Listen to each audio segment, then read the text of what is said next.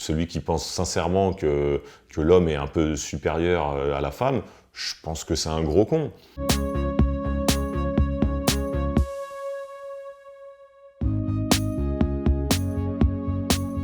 Évidemment, à ma maman.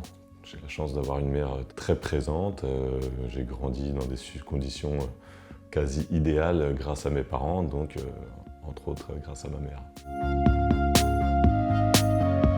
Véronique Sanson. Plus qu'un repère, sans avoir l'air, plus qu'un frère, une sœur. C'est une rockeuse et puis elle a une vie très rock'n'roll. Et puis en plus c'est la grande classe parce qu'elle est auteure, compositrice, et puis elle interprète, une voix incroyable, et puis elle a la classe. Voilà, c'est Véro.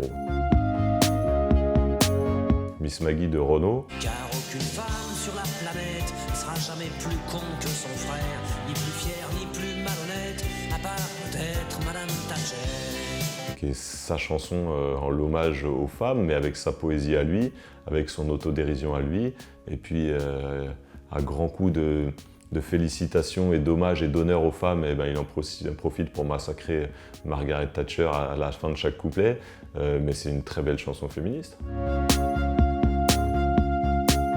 C'est Simone Veil, grande femme politique, avec évidemment ce fait d'armes et ce discours célèbre voilà, pour le droit à l'avortement.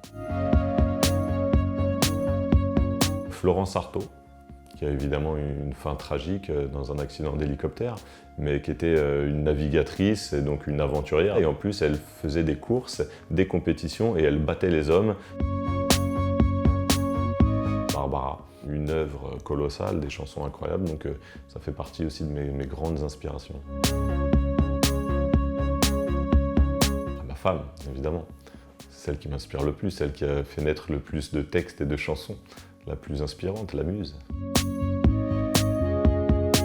Ma grand-mère, elle disait « quand on n'est pas fort, il faut être malin ». Le combat des femmes, de l'égalité homme-femme, ça me paraît être la base de tous les combats de femmes. On vit dans une société excessivement misogyne. Tous les mouvements MeToo, balance ton porc, etc. Si ça fait réfléchir à la fois les femmes pour qu'elles en parlent encore plus, et à la fois les hommes, même ceux qui pensent être bien sous tout rapport, comme moi, je pense ne pas être un gros macho et faire attention aux femmes, et ben pourtant, ces mouvements-là t'interrogent aussi sur tes propres attitudes, sur est-ce qu'il n'y a pas un jour où j'ai dit un truc dégueulasse, un truc vraiment qui aurait pu être très mal vécu, très maladroit, ou même très insultant pour une femme. Bon voilà, ça nous interroge tous, et tant mieux.